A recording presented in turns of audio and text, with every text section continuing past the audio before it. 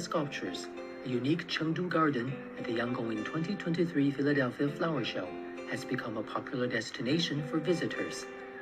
Chengdu, capital of southwest China's Sichuan province that is home to giant pandas, has been the first Chinese city to exhibit at the 194-year-old Philadelphia Flower Show. Yeah, the Chengdu Garden is beautiful with the bamboo.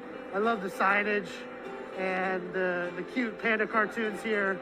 But it's very gorgeous, very well done. I think it's so wonderful and welcome to have this bit of Chinese culture here in Philadelphia and get to see, this vibrant beauty. The Chengdu Garden also features bamboo weaving technique demonstrations and Sichuan Opera face-changing performances.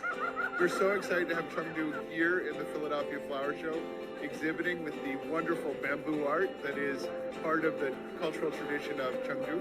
And it's fascinating. It's amazing to see how craftsmen and artists work with bamboo as a plant to create amazingly beautiful things. There's always a lot more to learn about the cultures. The best way, I think, is to be immersed in it, to go visit different parts of the world and different countries. Because that way you can experience from the people directly.